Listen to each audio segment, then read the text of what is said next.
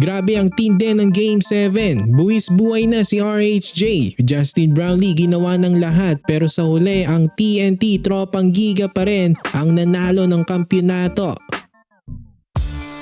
Sobrang tindi nga ng Game 7 ng Ginebra at TNT, umabot sa overtime at TNT na naman nga ang nag-champion. Same score lang sa Game 6, 87-83 rin ang final score ng Game 7. Sa first quarter mas maganda ang start ng tropang giga. Agresibo agad si RHJ. Hanggang second quarter TNT ang may kontrol ng laban. Lamang nga sila at the half. Sa third quarter naman nakagawa ng run ng Gene Kings kaya nakuha nila ang kalamangan sa tropang giga 62-60. Sa fourth lumamang pa ang Ginebra ng 6, 70-64 at parang lalayo na nga sila sa TNT dahil nasa kanila na ang momentum.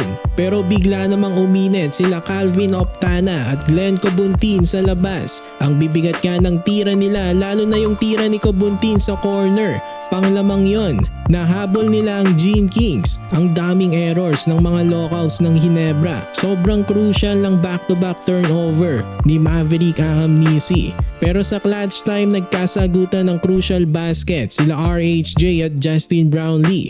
Grabe nga yung tira ni Brownlee na pangtabla, step back 3-pointer. Umabot pa sa OT dahil sa kanya. Pagpasok nga ng overtime parang hindi na nga kaya ni RHJ maglaro dahil over fatigue na siya. Pero nilaro niya pa rin hanggang dulo.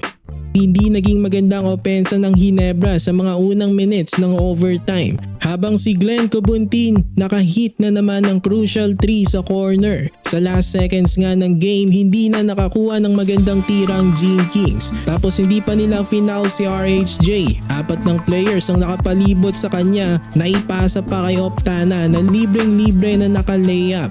Ayun nga ang naging pang-the-end sa laban. Nagkaroon pa ng chance ang Ginebra kaso mintis na ang 4-point shot ni Brownlee. TNT na naman nga ang kampiyon, finals MVP si Ray ng Batak. RHJ may 3 champion na sa PBA.